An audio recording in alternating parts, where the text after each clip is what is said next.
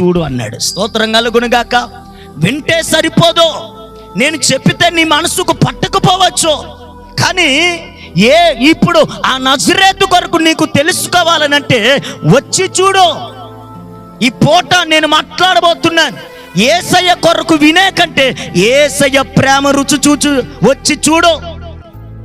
యేసయ్య గొప్పతనం వినే కంటే ఆయన గొప్పతనాన్ని వచ్చి చూడు.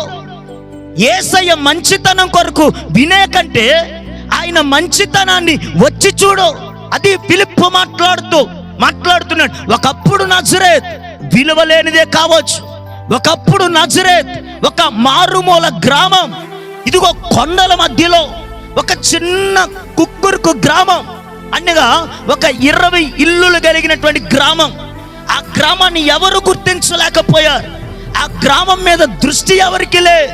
ఆ గ్రామం పేరు బయటకు ఎవరికి వినబడలేదు.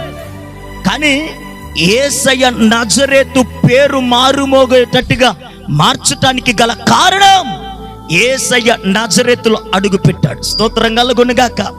యేసయ్య నజరేతులో ఎప్పుడైతే అడుగు పెట్టాడో, యేసయ్య సొంత గ్రామమైనటువంటి నజరేతులో సంచరించాడో, ఇదిగో ఒకప్పుడు నజరేతుకు విలువ లేకపోవచ్చు, కానీ యేసయ్య అడుగు పెట్టిన తర్వాత స్థితి విలువ మార్చేశాడు. ఈ పూట నేను అంటాను, మన జీవితాలు ఒకప్పుడు విలువ లేకుండా బ్రతకొచ్చు, మన బ్రతుకులు ఒకప్పుడు విలువ లేకుండా ఉండొచ్చు, కానీ యేసయ్యకు ఎప్పుడైతే నీ హృదయంలో, నీ జీవితంలో, నీ కుటుంబంలో, నీ యొక్క వ్యక్తిగతంగా నీ హృదయంలో దేవుడికి స్థానం ఇస్తే, ఒకప్పుడు జీవితం కాదు, యేసయ్య నీ జీవితంలో అడుగు పెట్టిన మరుక్షణం నుంచే దేవుడు స్థితిని మార్చగలిగిన వాడాయన.